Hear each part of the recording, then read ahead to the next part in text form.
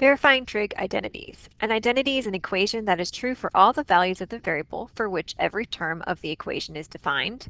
Strategies for proving identities. Usually there's more than one way to prove a trig identity. However, one way is usually more efficient than another. So there are lots of helpful strategies to know. The first one is to know the fundamental trig identities and look for ways to apply them. So we talked about these identities the other day. We talked about how to derive the Pythagorean identities. So if you don't remember, you can go ahead and look at the video from the other day. The ones that I've circled over here are the other forms for the Pythagorean identities that we talked about by either adding or subtracting one of the trig functions to the other side. Since they're used often, that's why we looked at them. So knowing those and having those memorized is something that you definitely want to do, making flashcards or something to help, because it'll make these problems go faster if you know them.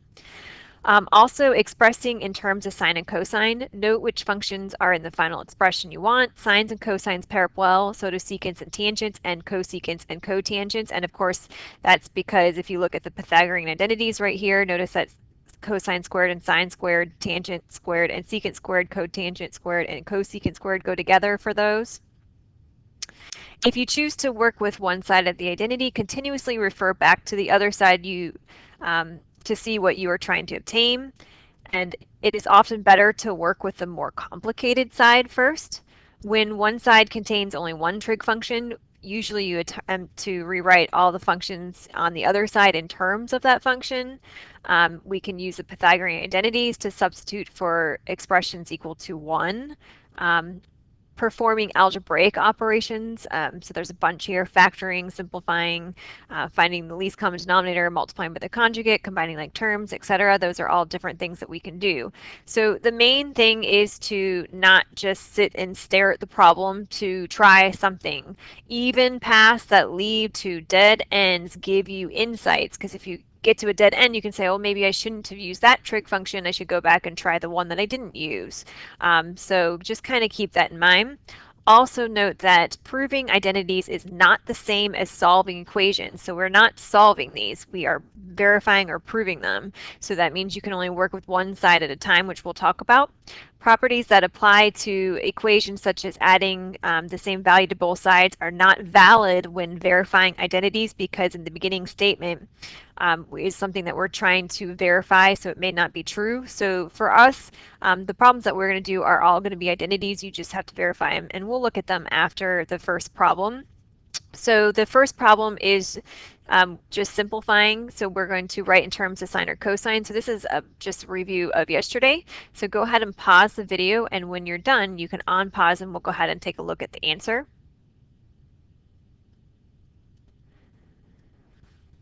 So remember, when you are simplifying, simplifying means that you want to combine like terms, and you don't want any parentheses in your equation, because parentheses is not simplified. So for this, I see a binomial times a binomial, which means I'm going to FOIL this out. So I'm going to go ahead and multiply first. So I have cosecant x times 1, so that gives me cosecant x.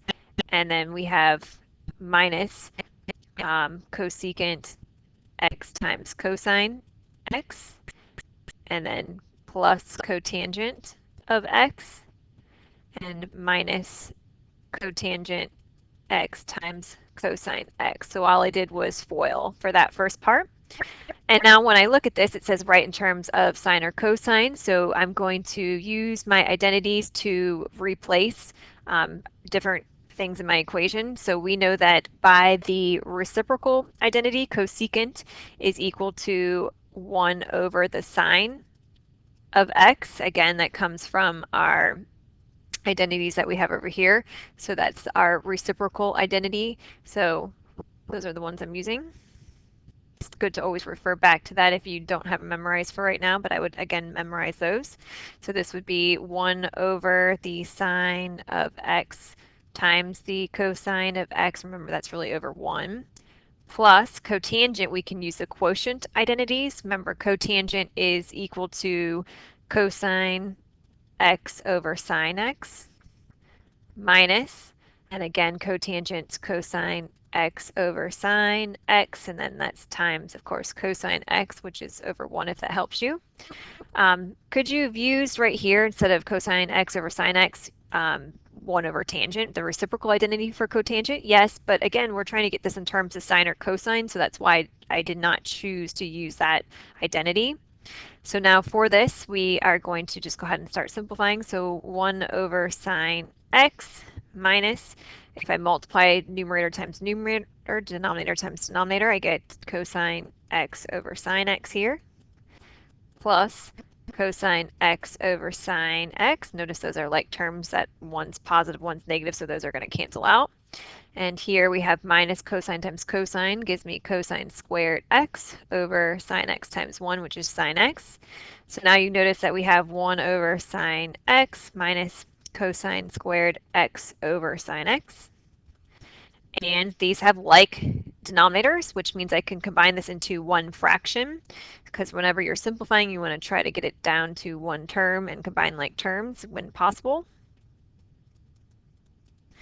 So now I would see right here, I have a cosine squared, 1 minus cosine squared, and I know that the Pythagorean identities are identities that I can use to help me with this. So if we go back over here, remember we talked about the Pythagorean identities. We have cosine squared t plus sine squared t equals 1. Or if you look right here, we can see 1 minus cosine squared t is equal to sine squared t. So now I can go ahead and replace that in my equation because it's equal. It's one of our identities. So that then it tells me that this is equal to sine squared x over sine x. So if we keep going, we would notice that is equal to sine x times sine x over sine x. So notice one of your sine x's cancel out, just like whenever you were simplifying with properties of exponents. If you have something with the same base being divided, you could subtract the exponents. So really you could have just canceled it out from there. So we know this is equal to the sine of x. And that is my simplification. Now, there are other ways you could have solved this. That's just one possibility. So that's from yesterday. Let's go ahead and look at the stuff for today. So for today, we are going to verify or prove the identity. So it would say verify. So it would say verify or prove. So we want to show that the left and the right side of the equation are equal. When you are doing this, you can only work with one side at a time. It's very important that you cannot take something from one side and put it on the other. So it's not like you're solving an equation. So when you're solving an equation, you can take one thing from one side and put it on the other side. You can't do that here. So what I always like to do is draw a line down the middle of my equal sign so that I do not accidentally move something from one side and put it on the other. And so some things that we want to look at, like we said before, something that's helpful to do is work with the more complicated side or the side that has more stuff in it, because usually that side is easier to get into the other side. So it looks like the left side has more stuff in it, so I'm going to work with that side. So if I'm looking at this side over here, I could notice a couple of things. I can see on this side I have a sine squared, so I could think about using my Pythagorean identity to replace that, or I notice I have a 1 and a minus sine squared. I know those go nicely together, so if I rearrange this equation to get 1 minus sine squared x and then plus the sine x over cosine x, I notice that this right here is one of our identities. If I go back over here, notice that means that is equal to cosine squared x. So I can take that out. That's a Pythagorean identity. So that's cosine squared x plus sine x over cosine x. And then I'm going to look back at this side over here. So if you look at this side, notice that we have cosine x plus tangent x. We have two terms. Over here, this is all in one term. So I'm going to separate this so that I get two terms. So instead of combining the fractions together, we're going to go the other direction. We're going to separate them. So cosine squared x over cosine x plus sine x over cosine x, because we know if we have two terms that are the same right here with the same denominator, we could add them as one fraction. So we're just doing the opposite of that. So then I notice right away cosine squared x over cosine x is just cosine x. And then I have plus sine over cosine is actually equal to tangent of x. And therefore this side now equals this side and we're done. And so for this, when you are doing these problems, you also need to make sure to show all of your steps that you are doing. So you need to write them all down. You can't skip steps, otherwise somebody might not be able to follow your work because you are verifying or proving. So that's why it's important to show every single step. So that's not the only way I could have done this problem, as I said before. So I could have, if instead, taken the sine squared and replaced that. So I have 1 plus sine x. I could have replaced that with sine squared. We know x is equal to 1 minus cosine squared x. So I could have replaced that, 1 minus cosine squared x over cosine x, and if I would have done that, I could just distribute here. So I get 1 plus sine x minus 1 plus cosine squared x over cosine x, and then you notice the ones cancel out to leave you with sine plus cosine squared, which is what we had over here. So that's another way. Or I could have, instead of doing that, I could have taken out the 1. So remember, we can know that sine squared x plus cosine squared x equals 1, but by the Pythagorean identity. So if I take that out, 1 out, sine squared x plus cosine squared x plus sine x minus sine squared x over cosine x, that would have also worked, because then notice that your sine squareds would have canceled out and then you would have been left with this step right here. So again, these are all just different ways. That's what I was saying before. Sometimes one way might just be more efficient than another, and just because you solve it one way and somebody else solves it a different way doesn't mean that your way is any better. It just takes a lot of practice. I could have also solved the right side here. So if I was going to solve the right side here, I would have noticed right away that the left side's all in terms of sine and cosine. So I would change the tangent into sine over cosine first using that quotient identity. So the cosine of x plus the sine of x over the cosine of x, then I would have noticed I have two terms, and this is all one term. So how do I get one term? I can get a common denominator. So then I would have multiplied this by, because this is over 1, cosine x over cosine x. And again, yes, you do need to show all of these steps when you're verifying or proving. So this would give me cosine squared x over cosine x plus sine x over cosine x. And then when I do the next step, I could add these together because they have a common denominator. So cosine squared x plus sine x over cosine x. And then I would have noticed, okay, I need 1 minus sine squared, and I have that cosine squared, so I can use the other form of the Pythagorean identity. So we know that the other form, cosine squared x, is equal to 1 minus sine squared x.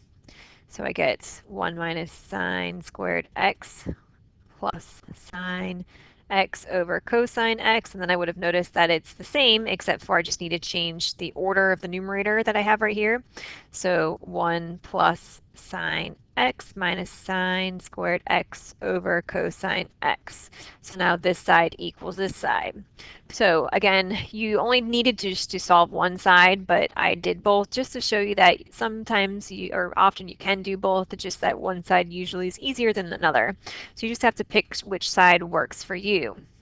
So let's go ahead and look at the next one, question number 3. So again, for this one, I'm going to draw a line down the middle so I know that I cannot move stuff from one side to the other. I can only work with one side at a time. The more complicated side doesn't matter here because they both look pretty similar, so you could just choose whichever side you want to turn to the other one. I'm going to go ahead and do the right side because it looks like I just have more room. So if I'm looking here, something that I would notice right away, notice that the numerators and denominators look like they're flipped and these signs are opposite. So remember that if these are opposite, you could think about conjugates.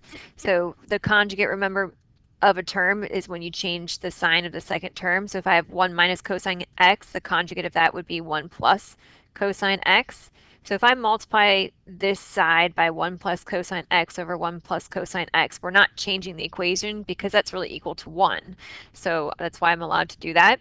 So for this, now I can just go ahead and multiply the numerator times numerator and denominator times denominator. So in my numerator, I have to FOIL that out. So 1 times 1 gives me 1. Then we have plus cosine x, and then negative cosine x times 1 is negative cosine x, and negative cosine x times cosine x gives me minus cosine squared x. I just FOILed the numerator. In my denominator, I'm not going to distribute the sine x times 1 plus cosine x, and the reason I'm not is because notice here you have 1 plus cosine x, so I'm going to leave that in factored form. Now that I have this step done, I can go ahead and see in the numerator I have some like terms here. I have plus cosine x and minus cosine x, so that's going to cancel out. So then I get 1 minus cosine squared x over sine of x times 1 plus cosine x. And then again, I could refer to my identities. And again, I wouldn't keep them in front of you all the time because then you get in the habit of looking at them. I've tried to solve these without looking at your identities. But if you look here, we know again by our other form, we have 1 minus cosine squared x right here, which is equal to sine squared x. So we can take that 1 minus cosine squared out and replace that with sine squared x over sine x times 1 plus cosine x. And again, when we have something the same base being divided, we can subtract the exponents, just like if we were to have a squared over a, we know that's equal to a because you would be doing a to the 2 minus 1 power, which is just a to the first power. So that means one of these signs cancels out to leave us with the sine of x over 1 plus the cosine of x. And notice that this side now equals this side, so therefore we are done. Now, could we have done the left side of this problem? Sure. If I would have done the left side, I would have instead multiplied, so I would have had sine x over 1 plus cosine x. I would have multiplied by 1 minus cosine x over 1 minus cosine x. And then I would have worked through the problem, and you could end up with the right side. So again, it doesn't matter which side you choose. I just chose the right side in this case. All right, so for the next one, same thing. I'm going to draw a line down the middle. And again, you can either work with the right side or the left side. I'm going to go ahead and work with the left side this time. So for the left side, I'm going to see how I can get this into the right side. Notice that this left side is cosecant and cotangent, and the right side is all sine and cosine. So I'm going to see if I can use any identities to turn that into all sines and cosines. So if you look at your identities, you'll notice that cotangent is cosine over sine. And by the reciprocal identities, we can see that cosecant is 1 over the sine. So I'm going to go ahead and change those first. So we have 1 over the sine of x minus cosine x over sine x. Now again, I'm going to look back at the right side. Notice the right side is all one term, and now we have two terms. So I'm going to get this into one term. So how would I get that in one term? It already has a common denominator. So 1 minus cosine x over sine x is equal to this side. And actually, if you look at the last problem, now it is the same as the last problem, right? The only difference is that we actually just switched it around. So now all I have to do is exactly what I did on this last side to solve. So the next step I could do would be to multiply this by the conjugate of the numerator, because notice these are opposite. So 1 plus cosine x over 1 plus cosine x, and I'm doing exactly what I just did in the last problem, so you can just look over there. So foiling the numerator, so 1 and then minus cosine x plus cosine x minus cosine squared x over sine x times 1 plus cosine x. And then again, these cancel out just like we did in the last problem. So we have 1 minus cosine squared x over sine x times 1 plus cosine x. And then remember, that's the Pythagorean identity. Again, we just did the same problem. So this is sine squared x over sine x times 1 plus cosine of x, which gives us sine x, when we cancel out that term right there, over 1 plus cosine of x. And now this side equals this side. So again, I went fast through that just because we just did a similar problem on the other side. All right, let's go ahead and look at question number 5. So for question number 5, same thing. I'm going to draw a line down the middle. For this problem, I would notice right away that the left side has more stuff and this side just has one term. So I'm going to see how I can get the left side into the right side. Remember we said that secants and tangents, when they're squared, they go nicely together because of the Pythagorean identity. So if I look at this right here, this is the Pythagorean identities with the tangent and the secant squared, so I'm going to use that to help me. So the first thing I'm going to do is distribute here because we have one term, and over here we have multiple terms. So we're going to distribute to see if we can combine like terms. So that gives me secant squared x minus secant x times cosine x, or you can write it the other way, it doesn't matter. So then I would notice that secant squared, well, if you look right here, secant squared t is 1 plus tangent squared t, so secant squared x we can write as 1 plus tangent squared x by the Pythagorean identity. So I just exchanged that with my identity, minus, and then here, notice that I have the tangent squared x now. I need to get rid of that 1. So if I look at secant, secant I know is the reciprocal for cosine. So right here, we have cosine is equal to 1 over secant, and then below that we have secant is 1 over cosine. So I'm going to replace this with 1 over the cosine of x times the cosine of x, because remember that's really over 1. If you multiply straight across, that gives you cosine x over cosine x, so 1 plus tangent squared x minus cosine x over cosine x, of which of course that's equal to 1. So 1 plus tangent squared x minus 1, and then you would notice that your 1's cancel out to leave you with the tangent squared of x. So this side now equals this side, and we are done. Now, of course, that's not the only way I could have done this problem, so I'm going to show you a second way. So if I start back at the beginning with secant x times secant x minus cosine x, let's say I distributed, so then I got secant squared x minus secant x times cosine x. Then let's say we put this all in terms of sine and cosine. So secant squared is really equal to, so secant squared is really equal to secant x times secant x. So really that means I have 1 over cosine x times 1 over cosine x, which is equal to 1 over cosine squared x. So that means I can rewrite secant squared x as 1 over cosine squared x because of that, minus, and then again this would be 1 over cosine x times cosine x, which is over 1. So that gives me 1 over cosine squared x minus cosine x over cosine x. Then I could say, okay, this is one term, so I could get a common denominator by multiplying this by cosine x over cosine x. Instead of canceling them out, I'm going to get a common denominator so I can add the two fractions together.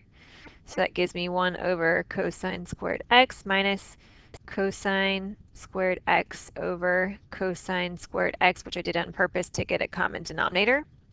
So now if I have a common denominator, I can combine like terms in my numerator. And then I would see that 1 minus cosine squared x, remember, is our Pythagorean identity. It's equal to sine squared x if you look over at these identities over here. So this would be sine squared x over cosine squared x. And then you would notice that is the reciprocal identity for tangent, except for it's just that we have it squared. So this is actually equal to tangent squared of x. So now this side equals tangent squared x, the other side. So again, there are still other ways you could have solved this problem, but I'm just showing you that these are two ways. So as I said before, one way that you solve it might be more efficient than the other. Some ways might take longer. Could I have also have solved the right side of this equation? Sure, I could have used Pythagorean identity and gone that way. So like I said, lots of different options for these. That's probably what makes these problems so hard, is that there are so many different ways of solving that it's easy to get stuck. But the thing is just to make sure you're trying something. like I said before, even dead ends will lead you somewhere, so it's good to at least try to see if you can get the problem. So why don't you go ahead and pause the video and see if you can do this last problem on your own, and when you're done, you can unpause to check your work. So if I look at this problem here, again, it doesn't matter which side you work with. You can work with the right side or the left side. So let's go ahead. I'm going to use the right side in this case because it has more terms on that side. So for this, sometimes it's helpful to, again, put everything in terms of sine and cosine. Sometimes it's not. So for this one, I'm going to put it in terms of sine and cosine. So tangent by the reciprocal identity we know is sine of x over cosine of x divided by secant is equal to 1 over the cosine of x minus the cosine of x. So 1 over cosine is just a reciprocal identity. I'm also going to put the right side in terms of sine and cosine just to help me visualize. So this is 1 over cosine x divided by sine x over cosine x. And you can use t or x. It doesn't really matter. I guess I should have used t since that's what's in the problem, but that's okay. So for this, I would see I have multiple terms here, and this is all one term, so I'm going to get a common denominator. So this is over 1, so what's common between cosine x and 1, cosine x, so I'm going to multiply this by cosine x over cosine x. And again, yes, you need to show all of your work when you're doing this. So we get the sine of x over cosine of x stays in our numerator, divided by, this would become cosine squared x over cosine x, which is common denominator, so 1 over cosine x minus cosine squared x over cosine x. Now I have my common denominator, so I can go ahead and combine the numerator over my common denominator. So we have sine x over cosine x from the numerator, that's just staying the same, over 1 minus cosine squared x over cosine x. So now I have a fraction divided by a fraction, so it's all one term, kind of like we have over here. So notice that this is sine over cosine, and we have 1 minus cosine over cosine. So remember that right here, 1 minus cosine squared is one of the Pythagorean identities. 1 minus cosine squared, if you look right here, is really equal to the sine squared of x. So we can rewrite this as the sine of x over the cosine of x, and that's being divided by sine squared x over cosine of x. Now notice that we're very close to this side. It just looks like we have some extra signs there, so you could actually factor out that sine of x if that helped you. So if I look here, I can actually take out a sine of x from my numerator and my denominator. It would actually cancel out. If you don't see how to do that, you could always, if you have a fraction divided by a fraction, multiply by the reciprocal.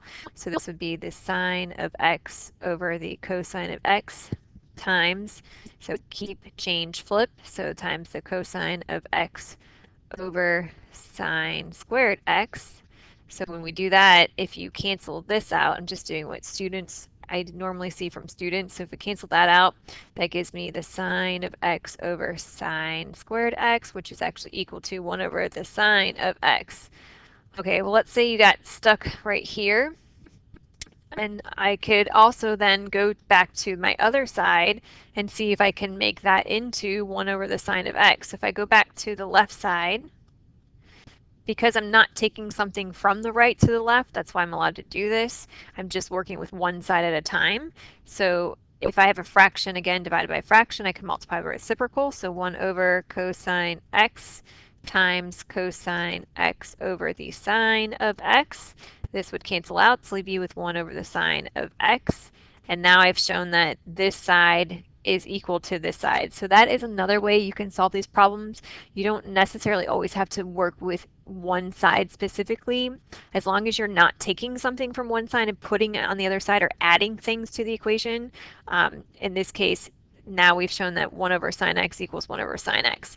I'm actually going to go back to this step right here, though, and show you how we could have factored out a sine of x. So if I would have factored out a sine of x. So in my numerator, I would have had sine x times 1 over cosine x, right?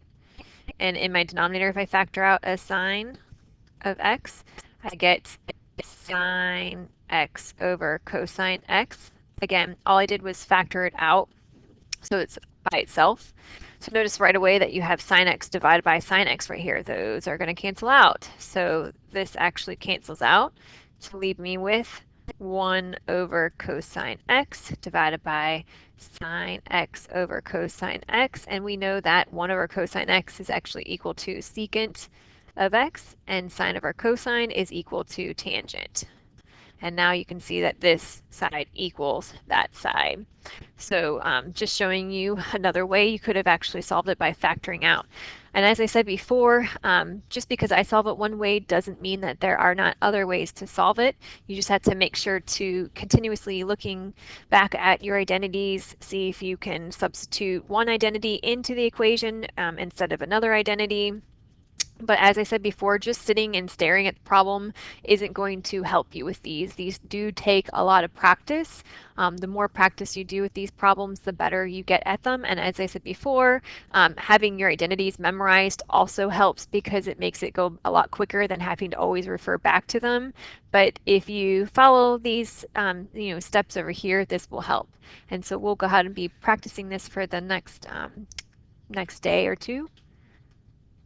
And that's it.